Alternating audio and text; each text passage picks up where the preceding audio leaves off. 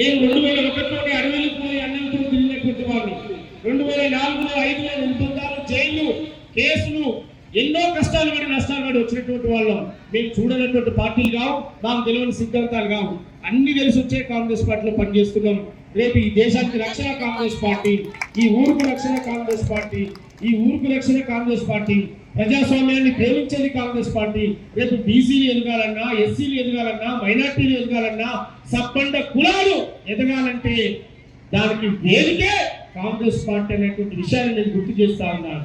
నా ఆడబిడ్డలారా, నా అక్క చెల్లెలారా, నా అన్నదమ్ములారా, ఎలక్షన్లు రకరకాల వాళ్ళు రకరకాల పంపకాలు చేయొచ్చు. ఎవడి ఏమి వచ్చినా అన్ని తీసుకున్నాము. ఓటు మాత్రం కత్తెర గుర్తుకు ఓటేద్దామని చెప్పి నేను గుర్తు చేస్తా ఉన్నాను. మనం ఓటు వేయాల్సింది ఎవరికంటే కత్తెర గుర్తు. రేపు కష్టం వస్తే కలవాల్సింది ఎవరిని? లావణ్య వెంకటేష్ గౌడ్ను. రేపు కష్టం వస్తే కలవాల్సింది ఎవరిని? మల్రెడ్డి రంగన్నను. రేపు కష్టం వస్తే కలవాల్సింది ఎవరిని? రేవంత్ అన్నను. రేపు కష్టం వస్తే కలవాల్సింది ఎవరిని? మన ఎంపీ చామల కిరణ్ కుమార్ రెడ్డి గారిని. రేపు కష్టం వస్తే కలవాల్సింది ఎవరిని? మన రాష్ట్ర మంత్రివర్గాన్ని. ఇవాళ ఆదుకోవడానికి కాంగ్రెస్ పార్టీ సిద్ధంగా ఉంది. ఇలా ఓటు ఎవరికో వేసి ఊళ్ళో అభివృద్ధి జరుగుతుందంటే జరగదు. రేపు ఏ ఎట్టలకు ఓటేస్తే అభివృద్ధి అనేది జరగదు. ఎందుకు జరగదు? ఇలా రాష్ట్రంలో కాంగ్రెస్ ఉంది, నియోజకవర్గంలో కాంగ్రెస్ ఉంది, ఈయన కూడా కాంగ్రెస్ ఉండాలి. రేపు కాంగ్రెస్ ఉంటేనే మనకు అభివృద్ధి తప్ప లేకపోతే జరగదనేటువంటి విషయాలు కూడా 5 సంవత్సరాల పాలనలో కొత్త రేషన్ కార్డులు వచ్చినాయా?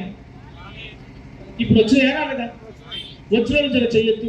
రేషన్ కార్డులు వచ్చిన వాళ్ళు చెయ్యొద్దు. జర సన్న బియ్యం తీసుకుంటూ రేషన్ కార్డులు వచ్చిన అయ్యో సపదీయారు చేయలేకపోయినా నా హక్కులు మోమాట పడుతుంది. బాగా 10 ఏళ్ల కాలంలో ఎవరు మనకు రేషన్ కార్డులు ఇవ్వలే.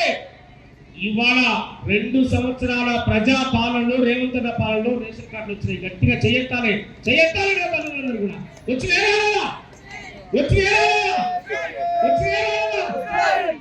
బరాబరి వస్తాయి.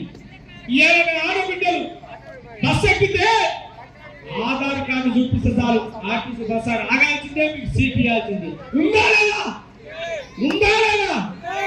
ఇవాళ ఇది ప్రజాపాలన అంటే. ఇవాళ డబల్ బెడ్రూమ్ల పేరుతో అనేక ఏళ్ల నుంచి మధ్య పెట్టినటువంటి పాలకులు ఉన్నారు. ఇలా బాజాప్తిగా ఇందిరమ్మ ఇంటి కట్టిస్తామని చెప్పి ఇలా ప్రభుత్వం ముందుకు వచ్చేటువంటి సందర్భం నిర్వహిస్తాము.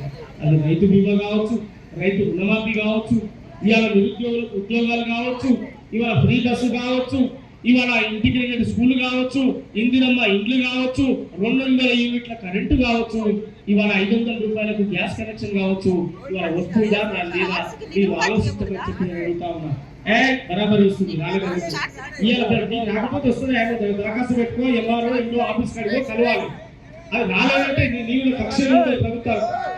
అందువల్ల మీరు ఆలోచించమని చెప్పి అడుగుతా ఉన్నా. బరాబరి ఆలోచించాల్సినటువంటి అవసరం